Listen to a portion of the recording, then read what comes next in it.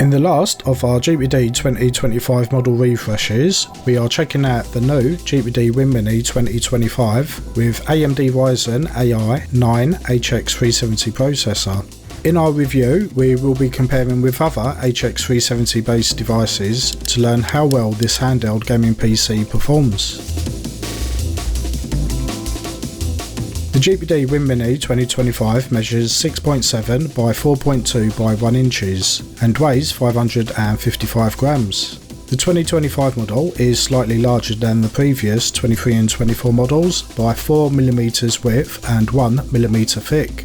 The lid folds up to reveal a great looking 7-inch LTPS touchscreen display, supporting up to 1080p with 60 and 120Hz refresh rates, along with VRR and AMD FreeSync support.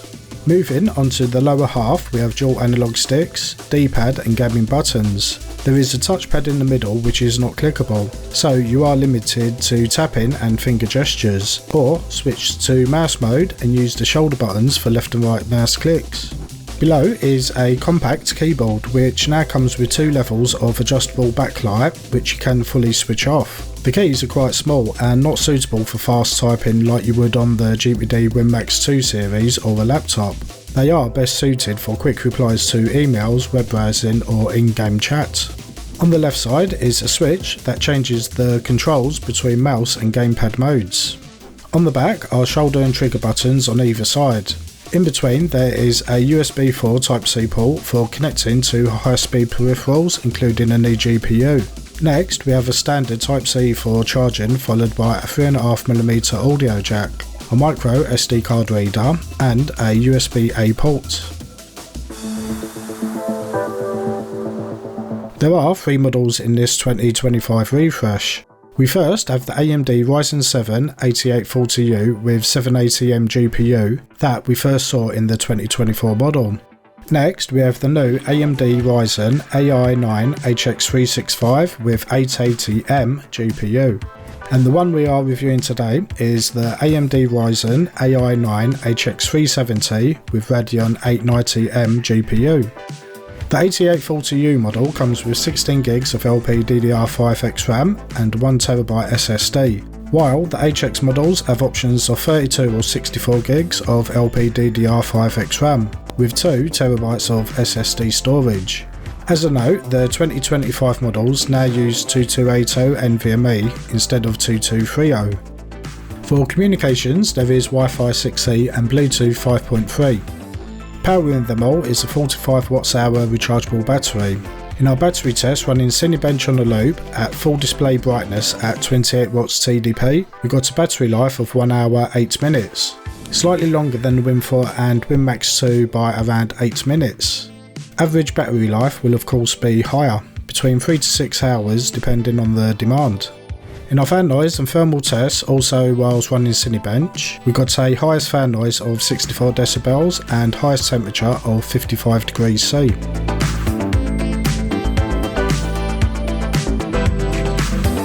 We will be comparing the WIN MINI 2025 with other HX based processor devices to see how it performs against them. PC Mark performs a series of tests on the CPU, GPU, RAM and storage to see their performance. The scores are all fairly similar, with the WIN MINI in 3rd place, not far off the WIN 4 and Max 2 2025 models. Cinebench tests the CPU single and multi-core performance. For single core we get the expected similar results, and for multi-core we do see lower scores, even as low as the HX365 model. On Geekbench 6, which also tests the CPU single and multi-core performance, we see pretty much identical scores on single core. On multi-core, the Mini gets 2nd place, not far behind the 1xFly F1 Pro. On 3D Mark, we are running the Time Spy, Night's Raid and Firestrike benchmark tests. We get scores of 3,879, 28,959 and 7,793 respectively. It is a mix of results from 2nd place to 2nd from last and 3rd place, but overall good results. We will be testing the following games at both 1080p and 720p resolution across a range of TDPs to compare the performance with other HX based devices. For Forza at 1080p we see frames per second not far off the other two GPD devices, which is good to see. At 720p across the TDPs, we see excellent FPS at higher TDPs compared to the other devices, but as we lower the TDP, the results do fall below other devices. In Shadow of the Tomb Raider, we see joint top frames per second at 1080p. Across the TDP range at 720p, we see first place scores until we get down to 10 watts TDP. Overall, excellent scores. For Cyberpunk at 1080p, we essentially get joint first place with the other two GPD devices.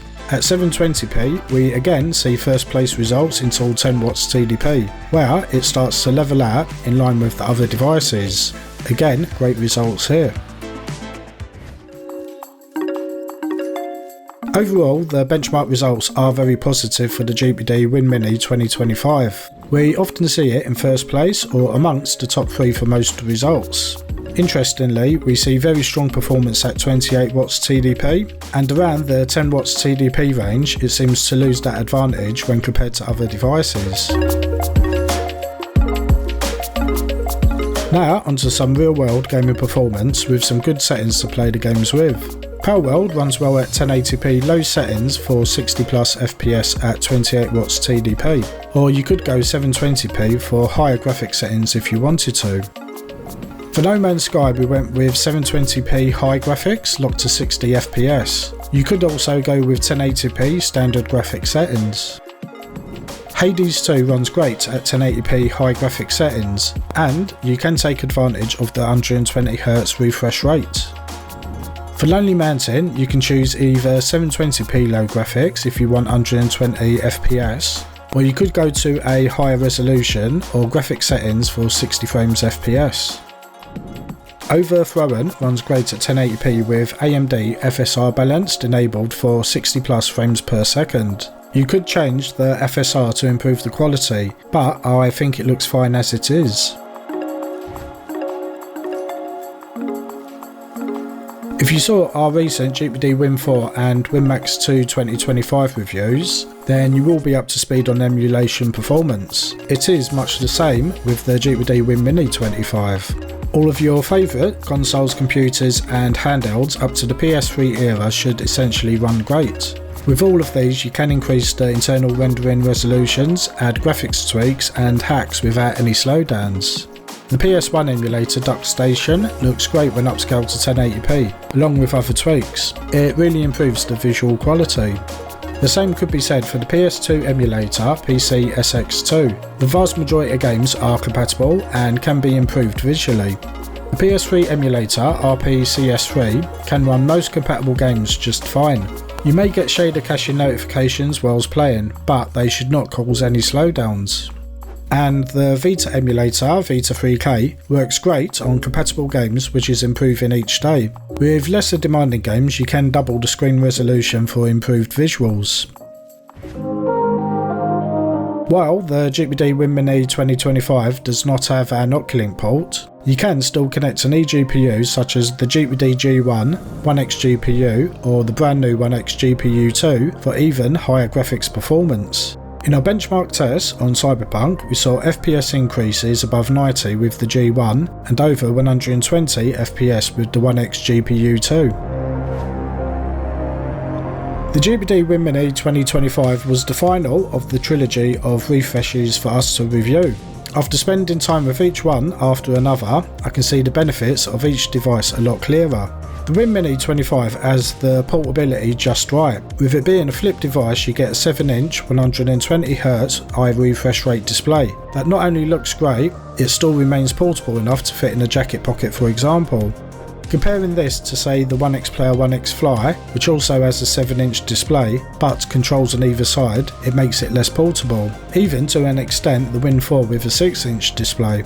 The keyboard makes it handy for typing brief messages, web browsing etc, but you wouldn't want to write any lengthy documents.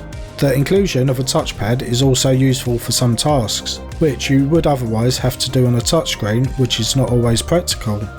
In terms of performance, we overall saw very good results, often top or near to the top, though we did see some differences at lower TDPs. It's a minor issue, but something to keep in mind if you're planning on lowering the TDP to save battery life. Overall, the GPD WIN MINI 2025 is a great option if you are looking for a highly portable handheld gaming PC. You can learn more about it and order yours from us at DROIX.co.uk or DROIX.net for worldwide shipping. We have a 2-year warranty on GPD devices instead of the usual 1 year. Before you go, don't forget to subscribe if you have not already to help continue growing the channel. It makes a big difference. Thanks for watching, and we will see you back in the next one.